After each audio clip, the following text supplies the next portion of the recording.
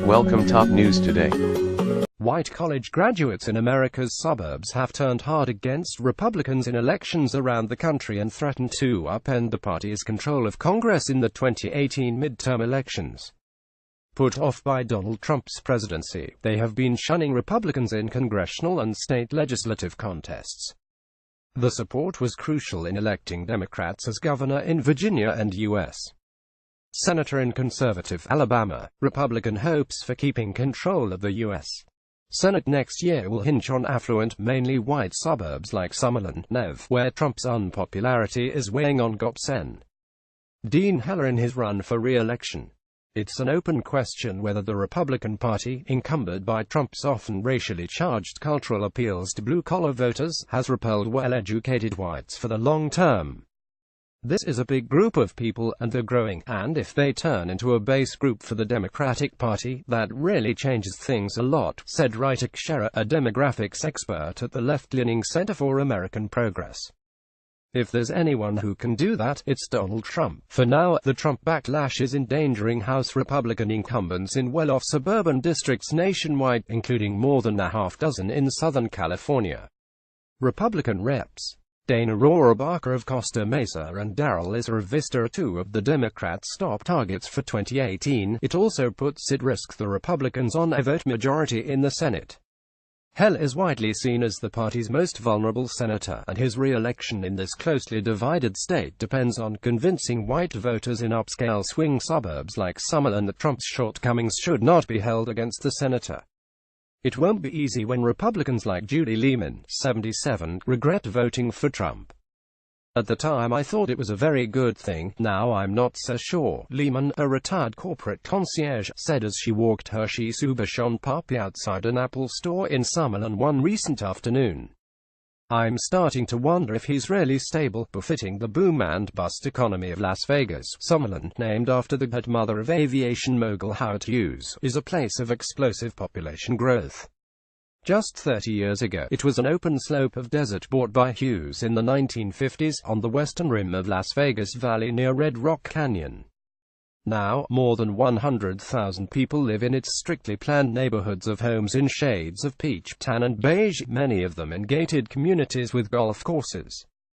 Part of what's pushing white-collar suburban voters away from the GOP is Trump's alliance with his party's right wing on abortion, immigration and climate change, said Mark Mellman, a Democratic pollster who worked for former Senate Democratic leader Harry Reid of Nevada. The Republicans have become an anti-science, anti-fact, anti-immigrant, anti-cosmopolitan party, and that is just very unappealing to college-educated voters, Mellman said.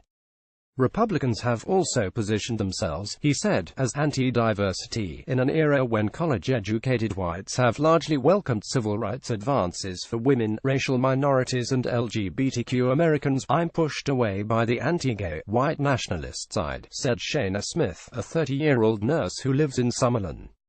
My generation is a little more open, a lifelong resident of the Las Vegas area. Smith is a Republican who voted for Trump but plans to back someone else in 2020 if they have a heartbeat. The Senate race is shaping up as an epic test of Heller's agility.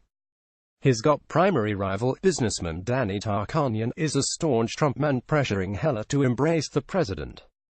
But the more Heller appeals to the rural Trump fans who dominate the primary, the more ammunition he provides to the Democrat in November, most likely freshman Rep. Jackie Rosen. If Heller survives the primary, he will face brutal attacks, focused on his ties to Trump, for the powerful campaign operation built by Reid and the Culinary Workers Union, which represents 57,000 cooks, housekeepers, bellmen and other hospitality workers. Heller is damned if he does and damned if he doesn't, every single day, said Jennifer Duffy, an election analyst at the nonpartisan Cook Political Report. Heller's hand-wringing on Obamacare, at Trump's urging, he ultimately voted to repeal it, captured the senator's quandary. While he opposed Trump in the 2016 primaries, Heller has largely backed the president since he took office. Republicans acknowledge that suburban whites turned off by Trump pose a daunting challenge, especially when women, African Americans, Latinos and other core Democratic groups are highly motivated to vote. I think it has more to do with reaction to who's in the White House than anything else, said GOP pollster Glenn Bolger, who argues nothing is unusual about a party getting punished after its first 2 years in power. Trump's unpopularity, about 38% of Americans approve of his job performance, is a boon to Democrats, but the economy's strength gives him cover. Despite the growth in minority voting, whites remain the dominant force in presidential elections. In 2016, 71% of the voters were white, 12% black, 11% Latino, 4% Asian, and 3% another race, according to exit polls. In the decades after World War II, white voters with and without college degrees voted roughly the same way in White House contests. Since Barack Obama's election as president in 2008, however, whites have split. Those with college degrees have tilted toward Democrats, and those without have leaned Republican. Trump's electoral college victory was driven by a surge of support from whites with no college degree in Michigan, Wisconsin, and Pennsylvania. The same dynamic played out in Nevada, where whites with no college degree were more supportive of Trump than those with a degree. Trump does maintain support from at least some white college graduates in the suburbs. Build that wall, more money to the Border Patrol, said Democrat Frank Bianca, 67, a retired airline pilot who lives in Henderson, another high-end suburb of Las Vegas. Bianca wants all immigrants who entered the U.S.